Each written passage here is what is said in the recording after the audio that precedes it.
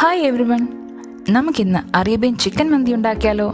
വളരെ എളുപ്പത്തിൽ കുഴിയിൽ വെച്ചല്ലാതെ വീട്ടിൽ തന്നെ കുക്കറും ഇഡ്ഡലി പാത്രവും ഉപയോഗിച്ച് ചിക്കൻ മന്തി റെഡിയാക്കാം. ചിക്കൻ മന്തി തയ്യാറാക്കുന്നതിനായി ആദ്യം തന്നെ നമുക്ക് അറബിക് മസാല ഉണ്ടാക്കണം. അതിനാവശ്യമായിട്ടുള്ള സ്പൈസസ് എന്തൊക്കെയാണെന്ന് നമുക്ക് നോക്കാം.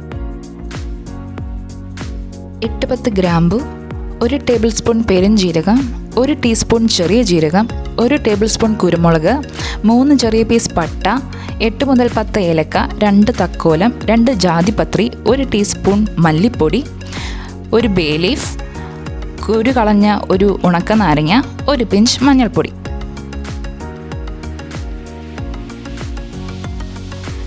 ഇനി നമുക്ക് ഈ സ്പൈസസ് എല്ലാം കൂടി ഒരു പാനിൽ ചെറിയ ഫ്ലെയിമിൽ വെച്ച് റോസ്റ്റ് ചെയ്ത് പൊടിച്ചെടുക്കാം.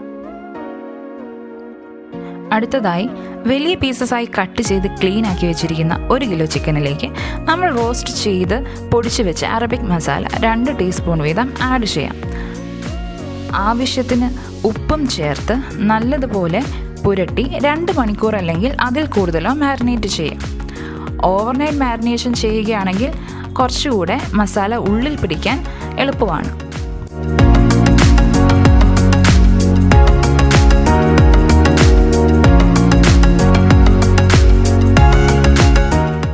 ഇനി നമുക്ക് മന്തിക്ക് ആവശ്യമായിട്ടുള്ള റൈസ് എടുക്കാം. ഞാനിവിടെ 3 cup white long grain basmati rice അഥവാ നമ്മുടെ വൈറ്റ് സെല്ല റൈസാണ് എടുത്തിരിക്കുന്നത്. ഇത് നമുക്ക് നല്ലതുപോലെ കഴുകി ഒരു 15 മിനിറ്റെങ്കിലും സോക്ക് ചെയ്യാൻ വെക്കാം. ഈ ടൈം നമുക്ക് അറബിക് സൽസ അഥവാ മന്തിയുടെ ടൊമാറ്റോ ചട്നി പ്രിപ്പയർ ചെയ്യാം. അതിനാവശ്യമായിട്ടുള്ള സാധനങ്ങൾ എന്തൊക്കെയാണെന്ന് നോക്കാം. 1 ടീസ്പൂൺ ചെറിയ ജീരകം, 2 വലിയ തക്കാളി, 2 അല്ലി വെളുത്തുള്ളി, 1 ചെറിയ പിടി മല്ലിയില, 1 ചെറിയ പിടി പുതിനയില, 3 പച്ചമുളക്, അരമുറി നാരങ്ങ. ഇതെല്ലാം കൂടി നമുക്കൊരു മിക്സിയുടെ ജാറിലേക്ക് ഇട്ട് കൊടുക്കാം.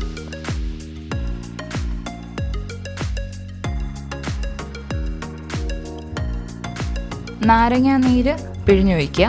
അതിനുശേഷം നമുക്ക് ആവശ്യത്തിനുള്ള ഉപ്പും കൂടി ചേർത്ത് കൊടുക്കാം. എന്നിട്ട് നമുക്കിത് ഗ്രൈൻഡ് ചെയ്ത് മാറ്റി വയ്ക്കാം. ഇനി നമുക്ക് ചിക്കൻ വേവിച്ചെടുക്കാം. അതിനായിട്ട് ഒരു ഇഡ്ഡലി പാത്രം വെച്ചിട്ട് 1 ഗ്ലാസ് അരിക്ക് 1.5 ഗ്ലാസ് വെള്ളം എന്ന കണക്കിൽ വെള്ളം അളന്ന് വെച്ചിട്ടാണ് ഞാൻ ഈ ഒഴിക്കുന്നത്. കൂടുതൽ വെള്ളമായാൽ നമ്മുടെ അരി വെന്തു പോകും. എന്നിട്ടൊരു സ്റ്റീമറിൻ്റെ തട്ടും കൂടി വെച്ച് അതിലേക്ക് ചിക്കൻ അടുക്കി വെക്കാം. ചിക്കൻ്റെ സ്റ്റോക്ക് അടങ്ങുന്ന ഈ വെള്ളം ഉപയോഗിച്ച് തന്നെയാണ് നമ്മൾ റൈസ് കുക്കറിൽ വേവിച്ചെടുക്കുന്നത്. ഇനി വേറെ വെള്ളം നമ്മളിതിൽ ഉപയോഗിക്കുന്നില്ല. നമുക്കിനി മൂടി അടച്ചു വെച്ച് നല്ലതുപോലെ മീഡിയം ഫ്ലെയിമിൽ വെച്ചിട്ട് വേവിച്ചെടുക്കാം. ഞാൻ ഓൾമോസ്റ്റ് ഒരു 20 മിനിറ്റ്സ് ഇവിടെ കുക്ക് ചെയ്തിട്ടുണ്ട്. നമുക്ക് ചിക്കൻ വെന്തോ എന്ന് നോക്കാം. ചിക്കൻ നന്നായി വെന്തിട്ടുണ്ട്. എല്ലിൽ നിന്ന് ഇറച്ചിയൊക്കെ വിട്ടു വന്നിട്ടുണ്ട്. ഇനി നമുക്ക് റൈസ് കുക്ക് ചെയ്യാം. സ്റ്റവിലേക്ക് കുക്കർ വെച്ചിട്ട് നമുക്ക് അതിലേക്ക് ഏകദേശം 5-6 table spoon sunflower oil add ചെയ്യാം. മറ്റൊരു ഓയിൽ നമ്മൾ കുഴിമന്തിക്ക് ആഡ് ചെയ്യത്തില്ല. സൺഫ്ലവർ ഓയിൽ തന്നെയാണ് യൂസ് ചെയ്യുന്നത്. ഓയിൽ ചൂടാകുമ്പോൾ അതിലേക്ക് 3 ബേ ലീഫ്, 1 ഉണക്ക നാരങ്ങ കുരു കളഞ്ഞത്, പിന്നെ 1 ടീസ്പൂൺ കുരുമുളക്, ഇതും കൂടി ചേർത്ത് ഒന്ന് ചെറുതായിട്ടൊന്ന് മൂത്ത് വരുമ്പോൾ അതിലേക്ക് നമ്മൾ കട്ട് ചെയ്ത് വെച്ചിട്ടുള്ള സവാള ആഡ് ചെയ്ത് കൊടുക്കാം.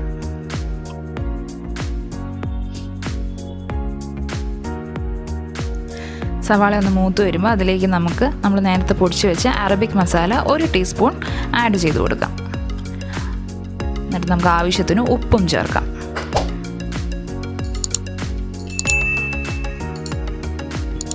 നല്ലതുപോലെ ഇളക്കി കൊടുക്കാം. സവാള ഒന്ന് ചെറുതായിട്ട് വാടിക്കഴിയുമ്പോൾ നമ്മൾ നേരത്തെ വേവിച്ച് വെച്ചിട്ടുള്ള ചിക്കൻ്റെ സ്റ്റോക്ക് അടങ്ങിയിട്ടുള്ള വെള്ളം, അതായത് റൈസ് വേവാൻ പാകത്തിനുള്ള വെള്ളം നമ്മൾ എടുത്ത് വെച്ച് ആ വെള്ളം നമുക്ക് ഒഴിച്ചു കൊടുക്കാം.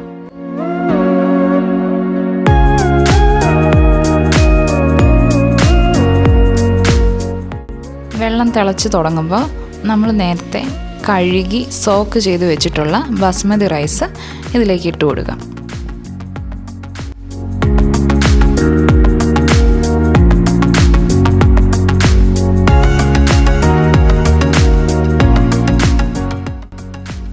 ഒന്ന് നമുക്ക് എല്ലാം കൂടി ഇളക്കി കൊടുക്കാം. ഇളക്കി കൊടുത്ത ശേഷം നമുക്ക് കുക്കർ അടച്ചു വെച്ചിട്ട് ഹൈ ഫ്ലെയിമിൽ 2 വിസിൽ അടുപ്പിച്ചെടുക്കാം.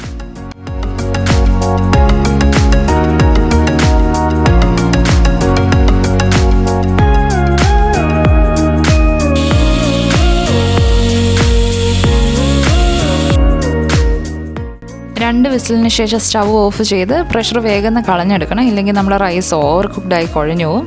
ഇപ്പോൾ നമ്മുടെ റൈസ് നല്ല പാകത്തിന് വെന്ത് വിട്ട് കിടപ്പുണ്ട്.